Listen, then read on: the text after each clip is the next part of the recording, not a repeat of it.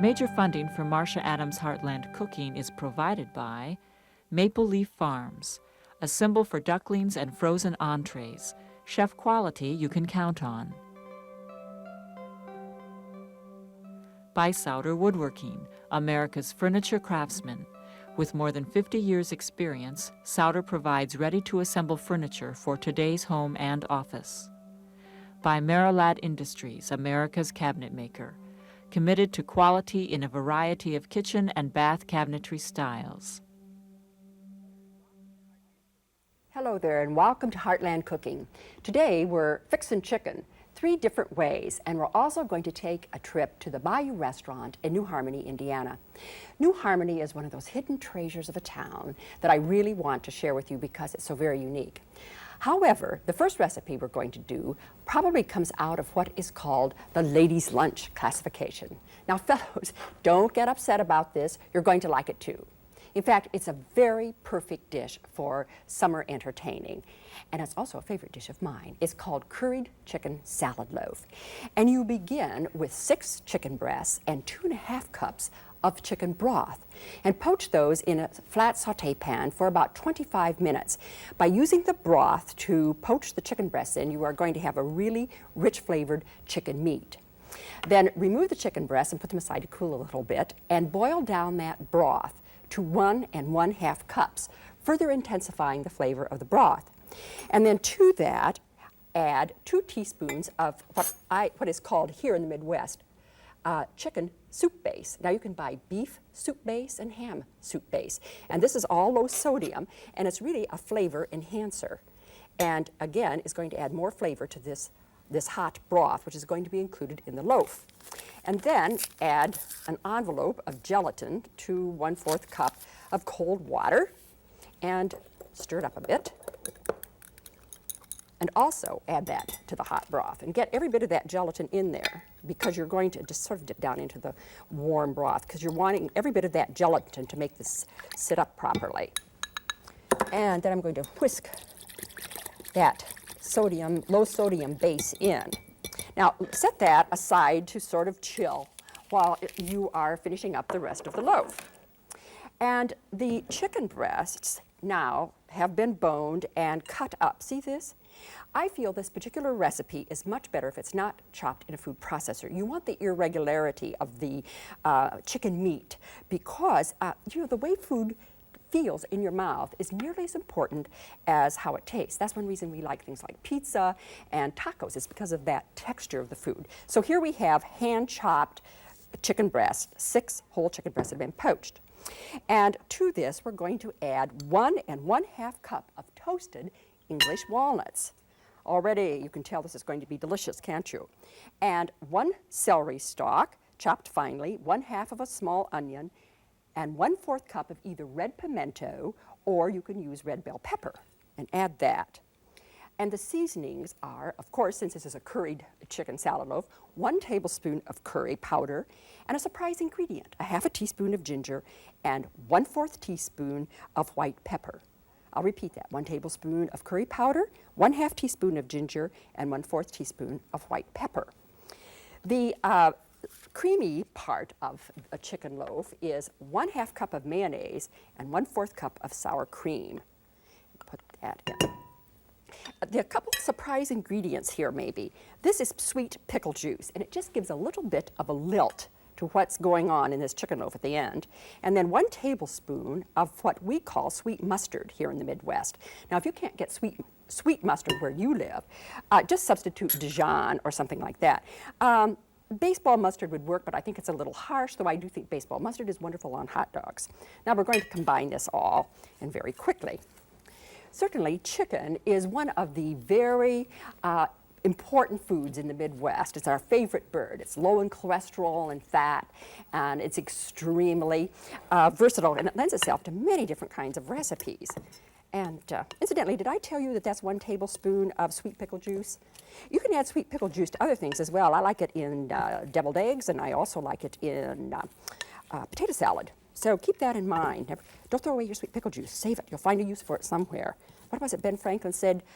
Use it up, make it do, wear it out. I belong to that school. Now we're going to add the broth mixture and combine that. Doesn't this look good? Oh, the advantage of this dish, too, is not only can you make it a day in advance, you could make it 2 or 3 days in advance, and that's awfully important. We eat a lot of chicken at our house, and I especially like it for entertaining because you can count on all of your guests liking chicken. Now pour this into a greased 9x5 loaf pan and chill it overnight or 2 or 3 days, as I said. It'll keep good that long in your refrigerator, but be sure to cover it with some plastic wrap before you refrigerate it because you want it to stay very fresh. Some people, I think, are careless about that, and then they wonder why they have a loss of flavor. Let me wipe up this mess. How about that? Now, poke this down firmly so the gelatin mixture is in all the corners because you want this loaf to be very attractive when it's unmolded. There. Now, refrigerate overnight, as I mentioned, and this is what it looks like when it's all done. Isn't this stunning?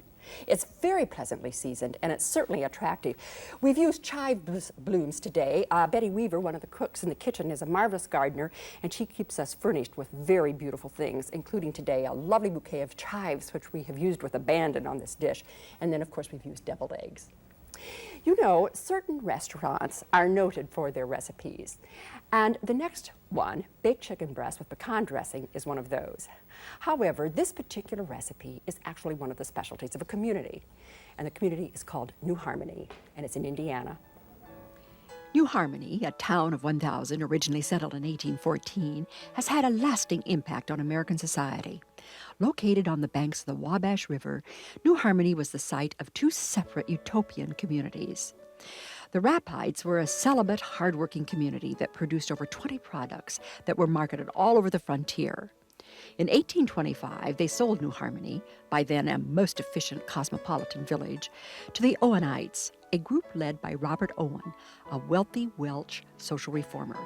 His ambition was to create a utopian community where free education and the abolition of class and personal wealth would abolish human misery. His noble experiment lasted only 2 years. Today, New Harmony has been impeccably restored, a later miniature Williamsburg on the banks of the Wabash. Begin your tour at the Visitor Center, the Athenaeum, a postmodernist building designed by Richard Meyer. The word means place of learning. A grid-on-grid design, the outside ramps lead down into the old town and into history. This is the Golden Rain Tree. It lines the streets of New Harmony, and it's the symbol of the town. And across the street is a house built during the Second Utopian period. I'm in the 1830 Owen house, and this was the casual meeting room. This is where the family would meet after dinner, perhaps to play games, to talk, to conduct business. These are Sheraton chairs. The table has some interesting things on it. This is a leather checkerboard. This is rock candy and would have been very typical of a snack they might have been eating while they played checkers or other games or read these books. This is a lovely piece and also very interesting. It's in an embroidery pattern, and it's of wood and metal, and it would have been dipped in chalk like this, and then pressed upon the fabric, thus so, and then the stitcher would have followed the pattern with her thread and had an embroidery pattern. It's extraordinarily good looking. Here in the kitchen, we see a torchère, and this candelabra will be carried from room to room for light. This cobalt blue paint on the mantle was found in other houses of the same period. It really adds a nice touch, I think. This is a yeast bowl, and this is a batter bowl. And over here, guess what this is? I bet you think it's a pizza board. You're wrong. This was a cover for a pickle barrel. Over here is a dry sink, and the shelf above it is filled with accoutrements of the period, around the 1830s. And here on the other side of the kitchen, we have some really beautiful things to show you. Look at this. It's a wooden dough bowl. They made bread in this, and it was carved out of one piece of wood. This is a gorgeous piece. And I really fell in love with this. It's a spice box. And you know that expression, a pinch of this a pinch of that, that's where they got it. It's a pinch box. And this is a piece of Indiana red ware that dates back to 1830. It probably would have been used really for baking pies. Do you know what this is? It's a rare bird indeed. This is a utensil used for rolling out and forming noodles. And of course, this is an old-fashioned rolling pin, but a very effective heavy one. It's probably rolled out many a ginger cookie. But not all of the drama of New Harmony is the restoration. Architect Philip Johnson designed the roofless church, symbolic in its shape of the inverted rapite rose. It covers a bronze sculpture by Lipchitz. Look at that delicate cobweb on top. There are very good restaurants in New Harmony. The Red Geranium, the Bayou Grill. Here, the chef is preparing that New Harmony specialty, baked chicken with pecan dressing. I'll show you how to do it shortly. Our version is only a tad different, and I know you're really going to like it.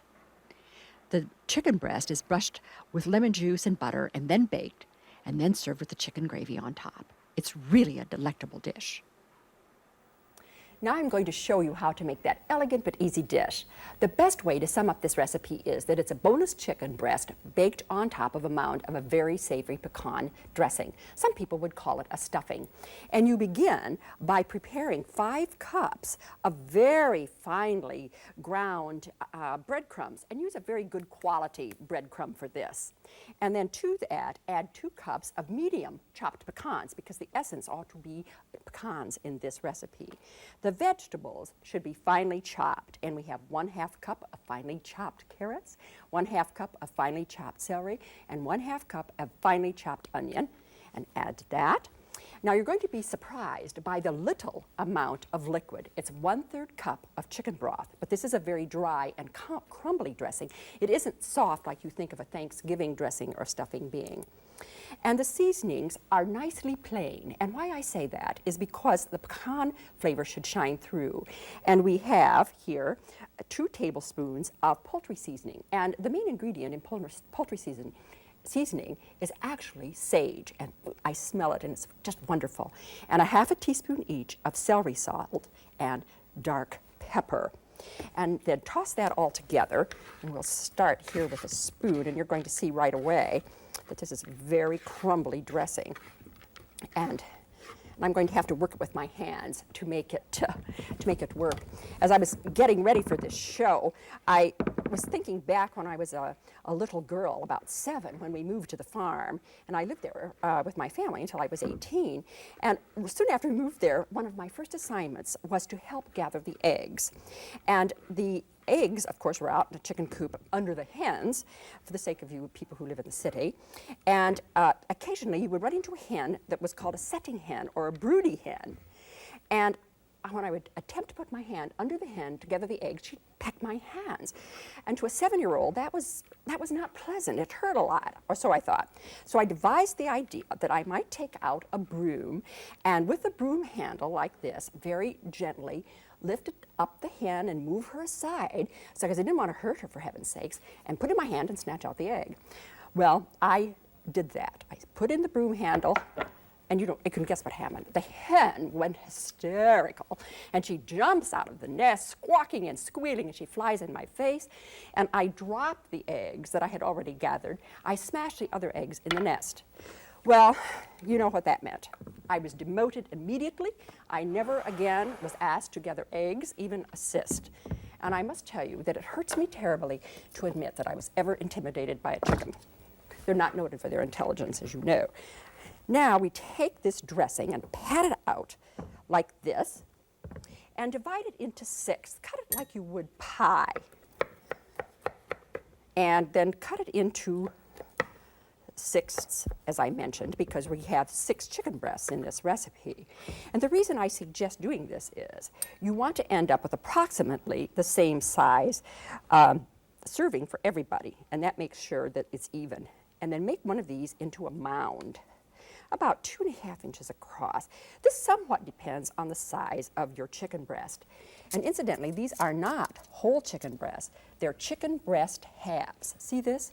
And you want the bone out, but the skin on, because the skin acts as a baster. Now put that on top, just like that, and put it on a foil-lined pan, a good-sized one that's low like this, because you want this to roast, and you get more of that hot air about it, you're going to have a better roasted flavor. Now, to finish it off, we're going to use 1/3 cup of butter and 1 tablespoon of lemon juice that have been melted together. And baste the top of these, and be liberal, because this lemon juice adds a nice touch. You could add a little more lemon juice if you want to. There we are. New Harmony has been serving this recipe in their restaurants for years and years, and they began doing it during the bicentennial. And the man who owns the Red Geranium said that year during the bicentennial we had busload after busload of people here to visit. And he said, I thought I could never face another chicken breast as long as I lived, because we made them by the thousands. Now, top this with a bit of paprika for color. One thing someone brought up the other day about how do I know what spice to use, and you're going to say, why am I using paprika? I'm using this for color, not necessarily flavor. How do I know what spice or what herb to use if I'm home alone fixing something? And you know, there's always hints on the back of your spice jars that tell you. I just want to toss that into you, because if you're in a quandary and cooking creatively and don't know a lot about cookery, just check the back of the jars or even the back of the packages of something.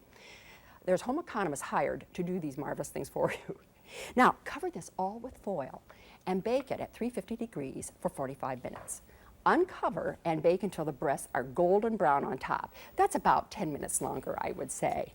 Just look what it resembles when you are finished. This beautiful, beautiful pocket of roast chicken with the pecan dressing underneath, and it's always served in New Harmony with a light chicken gravy that's been seasoned with a touch of lemon juice. And I would suggest that you do this too. This last dish I have just discovered, although it's a rather old recipe, but I just became acquainted with it during a recent visit to Wisconsin. A large number of ethnic groups live in that state, still cooking their favorite old dishes. Among the ethnic groups that settled around the area of Green Bay was a community of Belgians. And when they first arrived in Wisconsin, more than a century ago, they found turtles, and I mean big turtles, that were really very good for eating along the swampy bogs and shores of the bay. And using the turtle meat, they devised a very hearty dish, a soup rather, called booyah, and you spell that B-O-O-Y-A-H. And that's what we're going to make right now, except we're going to use chicken. Because as you might guess, turtles are a little short supply around Green Bay these days. First of all, we cooked 3 pounds of meaty chicken pieces, 1 large onion, and 2 bay leaves in a stock pot with enough water to cover the ingredients by 3 inches. And then we cooked that about 35 minutes and tested it with a fork, and it was tender. So now I have removed all of the chicken except 1 piece, and here it is, because I want to show you how much easier it is, and this is almost going to be too hot to handle, to skin a chicken when it is warm. In other words, if you allowed this chicken to chill down and put it in the refrigerator, you would have a hard time getting the meat off. But look how easily that comes off. Ordinarily, I would let this stand for 4 or 5 minutes just so it would be easier to handle. See how quick that is? You can do it in just about half the time. I'm going to transfer that chicken that's left here. Okay, that looks good enough.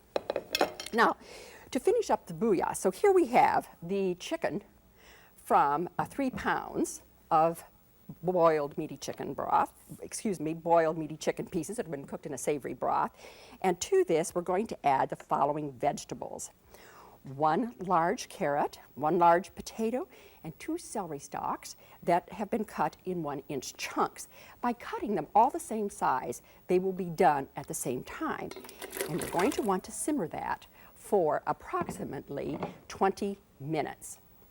Now, as I mentioned before, the swamps and the turtles are long gone from around the bay in Wisconsin, but booyah lives on. Only now it's made with chicken, as we're doing today. They did used to make it, and still some of the old-timers do, even with squirrel and with rabbit, but typically it's chicken. And booyah dinners are a community affairs now, sponsored by the local churches, the fire departments, as fundraisers.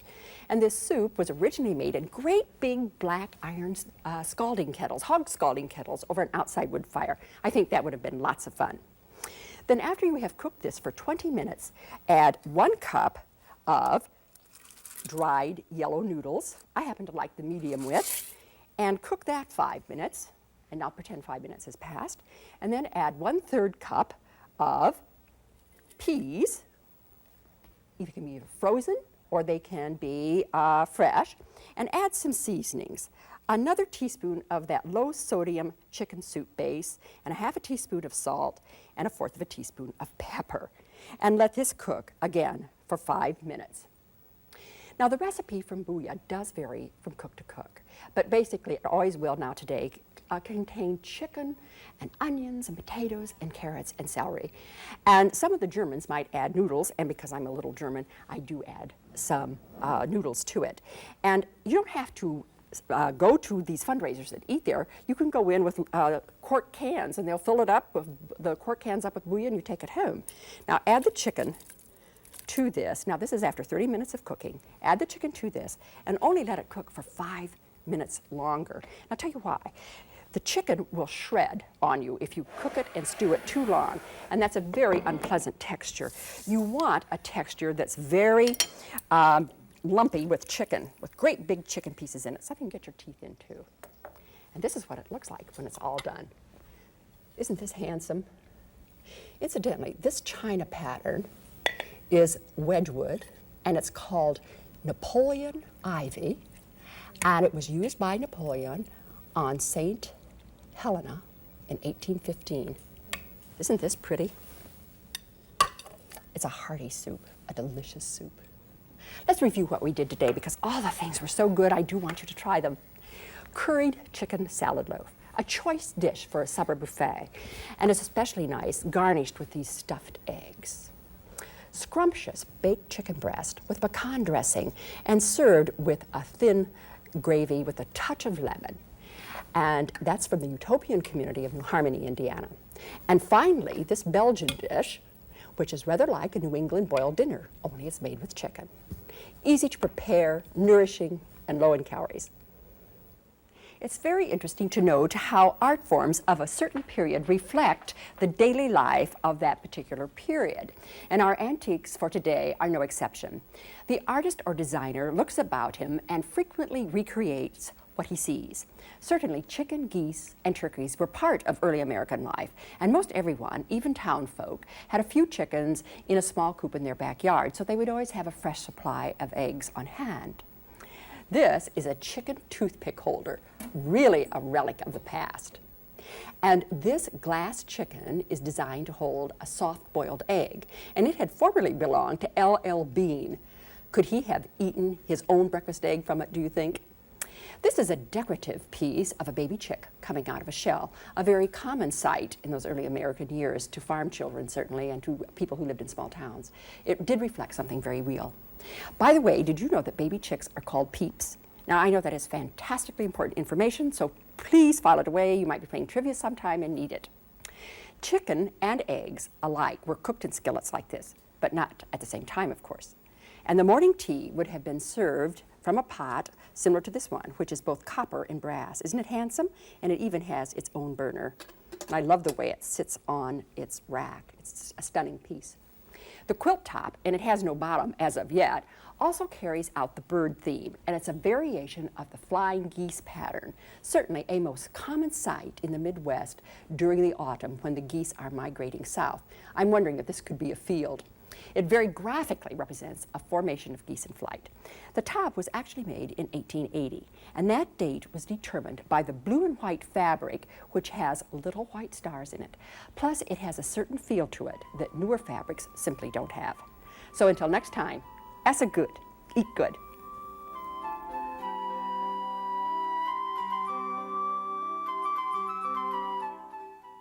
All recipes seen in this series are available in Marcia Adams' book, Heartland. This hardcover contains 300 recipes with color photographs and descriptions of the food and folkways of America's heartland. The cost of the book is $35, which includes shipping and handling. Please have your credit card ready when you call 1-800-532-4432. A copy of today's program is also available on home video for $25, which includes shipping and handling. Call 1-800-532-4432 for credit card orders, or send a check for $25 to WBGU-TV, Bowling Green, Ohio, 43403. Be sure to identify today's program as program number 102.